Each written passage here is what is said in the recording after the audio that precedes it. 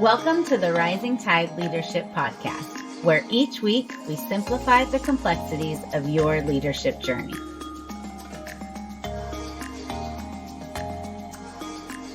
Hey, everybody, and welcome to another episode of the Rising Tide Leadership Podcast. My name is Mo, and I'm excited to be actually sitting in the hosting chair today because I have a very special guest with me, Sergeant First Class John Noe. John, how you doing, brother? Hey, I'm doing good. Thank you so much for having me on. Oh, man, I am excited. John and I we're in the same office right now. We are in the same Army unit, and we've known each other for about 10 years now.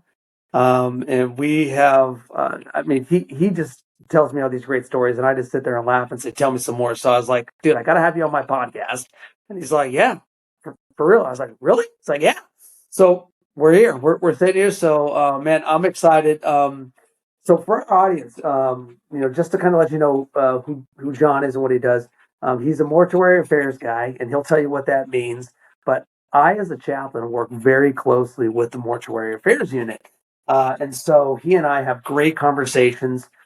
John, why don't you tell our audience, what does it mean to be a Mortuary Affairs specialty in the Army? What do you do? How do you guys fit into the war? Tell us all that good stuff. Yeah, I think Mortuary Affairs is just one of the most important jobs, even though it's not something that anybody really ever thinks about or knows about. And that's why it's important. It's like you don't want the remains on the battlefield for the media, for everybody to grovel over, or obviously we're there to provide that dignity, honor, and respect of transporting those remains back from the battlefield back to the home of record, which is their family, and ideally to do that in a timely manner where the remains are still viewable if the family chooses to have a viewing. Yeah, that's a pretty tall order, and it's very important. And as a chaplain, I can tell you that is there's nothing more important than honoring the dead. And so I appreciate what you and your team do, and I appreciate you, as you know. So tell me about I know that you've been on several deployments. Tell me about a fallen soldier, maybe not by name, obviously, but where was that death? How did you prepare the remains to come back? Did the remains get back? What's that process like? Well, one story that I have is actually the story of Pat Tillman. I don't know if you know the name. Oh, yeah. He was an NFL star. Yep. He had, I think he was making $2 million a year in 2003, and he decided to 2002. He decided to join the Army because he's like, they're at war. I want to serve my country. He gave up a $2 million contract to go join and be an Army Ranger. And what a heroic effort that was, just to lay down the money and go serve his country, regardless of what happened after that. At some point he was killed, and you probably all know the story. It was later determined that it was friendly fire and so on and so forth. But at the time, he died. I was actually working at Dover Air Force Base at the time, and so that's the story of a decedent that I was honored to serve. That I was honored to serve that family by helping to prepare him, helping to dress him, helping to make sure his personal items were secured, and went with his remains back to his home of record.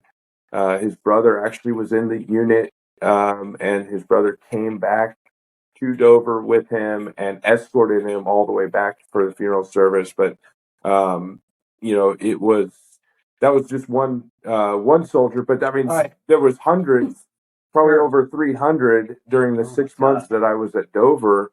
Over 300 service members that we served there. Oh, yeah. But and for our audience, I've heard a lot of stories from Sergeant No. I've not heard that story. You've never told me that story. That's crazy. I didn't know that you. I read the book, and we'll put this in our show notes. It's called "Where Men Win Glory: The Odyssey of Pat Tillman," and I read that 10 years ago.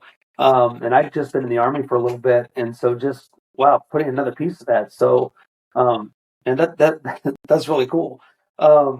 John. So when when a fallen soldier, um, you dress the body.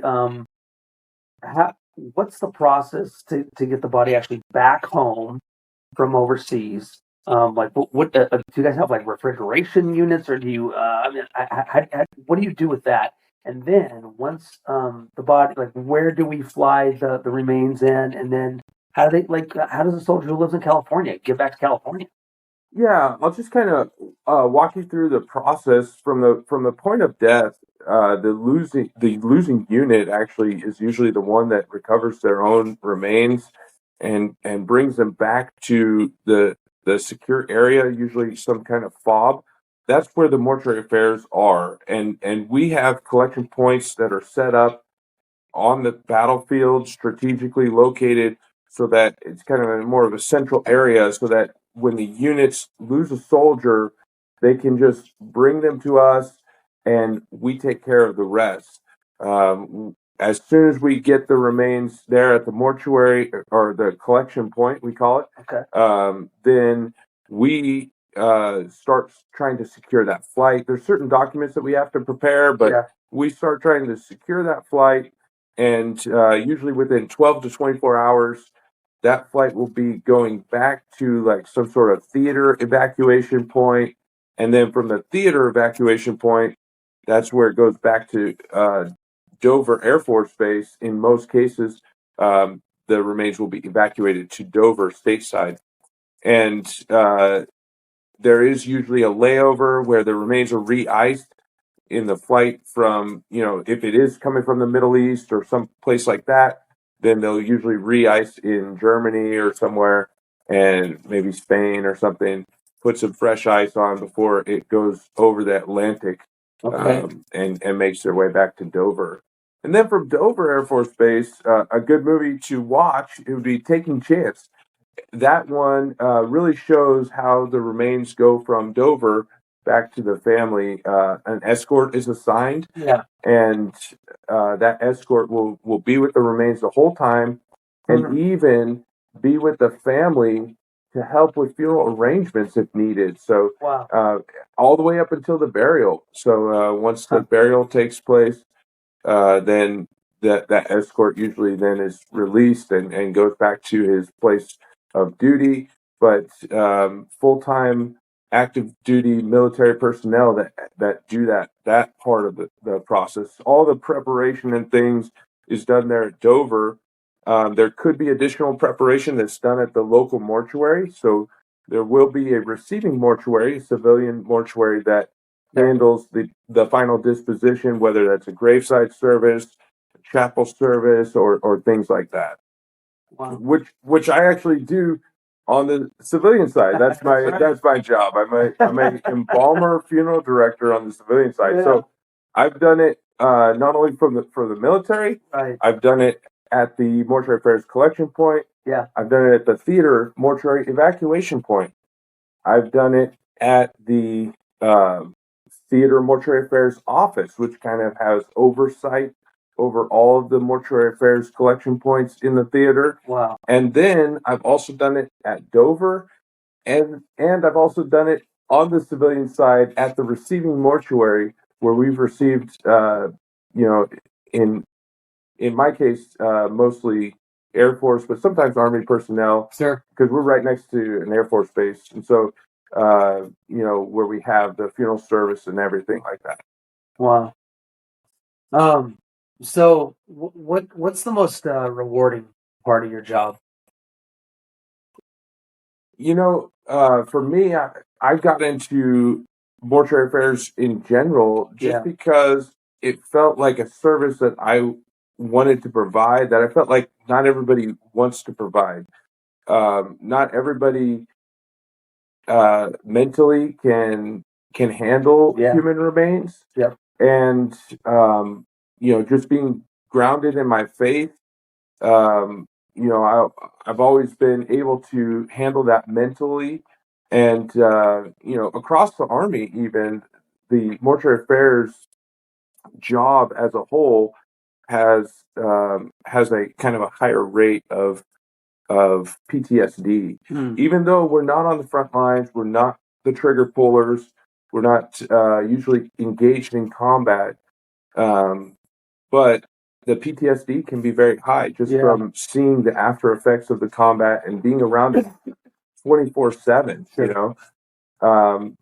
So I've been blessed to have kind of the fortitude for that, and to be able to use that. I feel like I'm helping people do something that that a lot of people wouldn't want to do. And so helping to provide a service. And so that's what kind of led me when I got off active duty. I was active duty for 4 years. I've since been in the reserves. When I came off active duty, I started, mortuary college, and eventually went to work at a mortuary. It's just, for me, it's fulfilling just to know, even if you never see the family, just to know that you provided a service to give them closure. If they do want to have a final viewing, or so sometimes even those POW MIA accounting command remains that get found, whether it's in Korea, Laos, Cambodia, North Korea. We have soldiers and civilians that go out and they do these digs out there. They're trying to recover every human remains, that every U.S. Casualty from those prior wars, and they're trying to get them all back home. And we had someone in Santa Maria, a soldier in Santa Maria that died in Korea, and his remains were recovered, and they came back to Santa Maria Cemetery, and we had a funeral service, even though it was just a small portion of remains, but it gave the family that closure that, oh, we found his remains, Wow. Yeah. From 50, 60 years ago. Yeah. And that's why we have the POW MIA, society and flag that you see around and all that kind of stuff for, those of our listeners. We never leave a fallen soldier, a fallen comrade. And so until we know, that's why there's your MIA, until you are, for sure, right? KIA. Yeah. So, wow, that's great, brother. So, John, you and I, we have conversations all the time. I'm always asking you to tell me stories, because you've been on several deployments ever since the beginning of Iraq and Afghanistan, all that kind of stuff. So, there's no wrong answer to this. But tell me a story. Tell me a war story. Tell me something that's fresh on your mind right now, just to kind of give our listeners a little bit of an insight of what these Army guys and girls, what they encounter.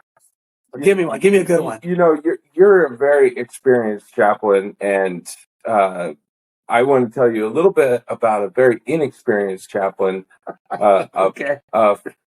Second lieutenant. And they say you can't spell loss without an LT. That's true. It was a second lieutenant in the National Guard. English was not his first language. I think he was like some sort of Methodist background or something like that. But he came into Jordan, and the National Guard was kind of taking over. The Special Forces were leaving. They had kind of occupied that area, initially, and then they were all kind of like done. They did their thing, and they were leaving, closing up shop. And the National Guard was kind of like, left to their own devices. Like, you got it. So even though there was something established, as far as like a DFAC and like a chapel and stuff like that, well, the National Guard had to do all their own stuff and set up their own stuff. And because everything else was closing. And they were going to be kind of like the long-term, FOB, building a FOB, right? Yeah.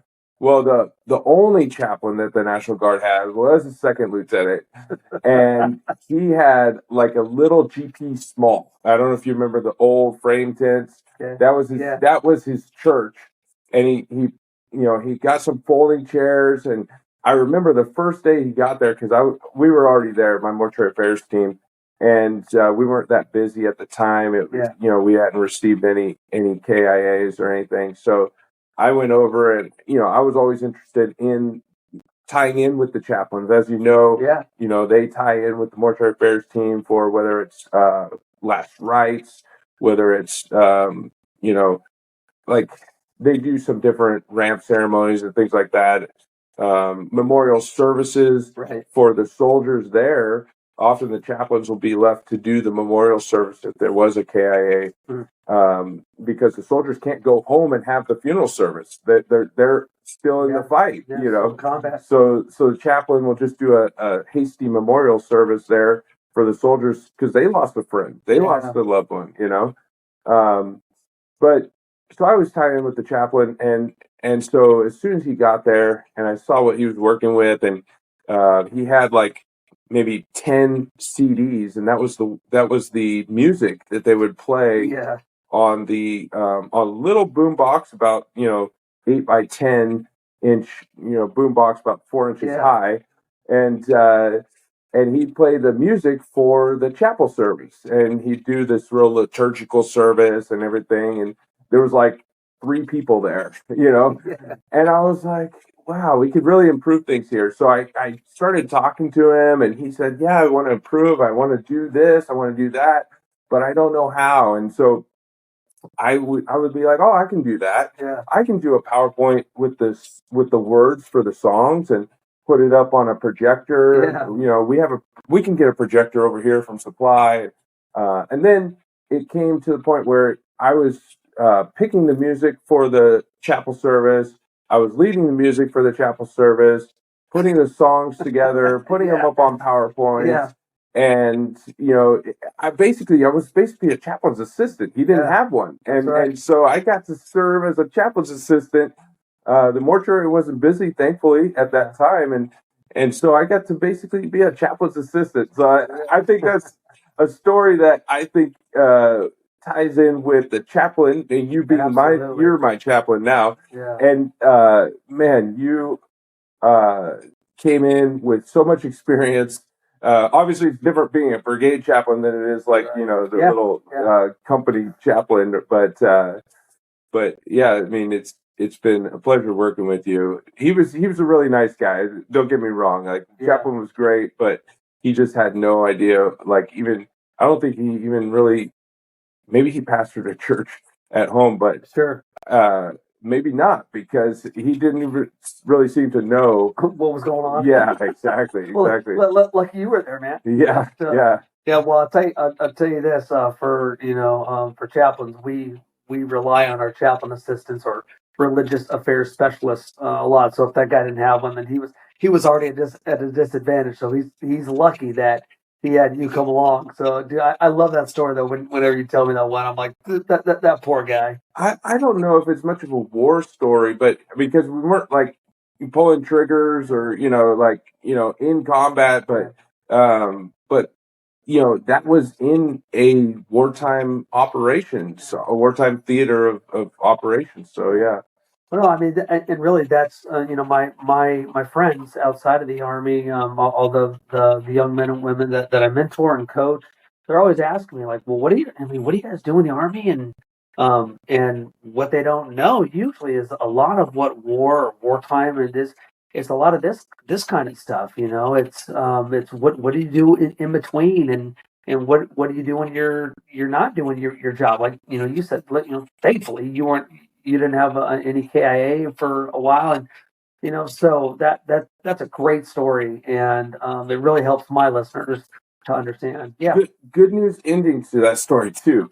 When I left Jordan, then there was probably at least 30 or 40 people coming every Sunday to church. To that guy's service? Yes. Yeah, exactly. Because, I started doing the music, but then it just took off from there. Like I posted some flyers. I was like, we need help with music. So I said, well, let's just post some flyers. Let's see if there's any good singers out there. Yeah. And I posted flyers, hey, choir practice. And you know what happened? Yeah. People came. Some guy from the Air Force showed up with his keyboard. I was like, how'd you get a keyboard here? He's in the Air Force, so, Air Force, they do whatever they want. Right. Yeah. I was like, how'd you get a keyboard here? And, his keyboard sounded great. Another guy came with his guitar, and it was like we had a full band and everything. Right. And I was like, wow, all you got to do is post some flyers, and then everybody shows up. I think people were just getting, everything got established there too. They were trying to find stuff to occupy their time, because that's one of the things you're fighting if you're not actually like engaged in combat. You're fighting the boredom, really. Absolutely. Yeah. John, who's somebody in your life who has helped to shape you into the person that you are, whether it's in the Army or outside? Who's somebody that's really, that you look to and say, man, it's because of him, it's because of her that I really want to be better, and I want to be a better soldier, I want to be a better father, I want to be a better, who's somebody in your life?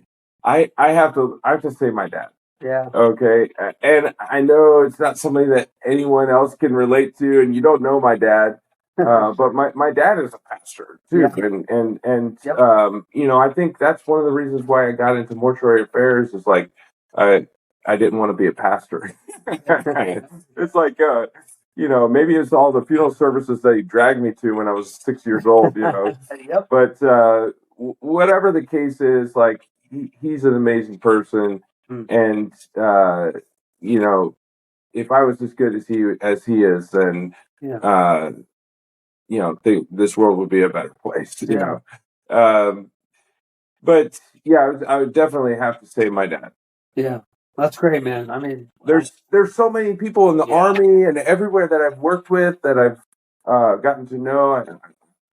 My current boss is at the mortuary. Sure. Like, he's a great guy, and I've learned so much from him, just about kind of how you say things, right, is how you're influencing the reaction that you're going to get. Yes. And, in funeral services, it's so important to be able to say things in a way that everybody's on the same page. Everybody, knows and understands, Right. And sometimes you could probably tell on this podcast that I kind of am long-winded and I beat around the bush a little bit.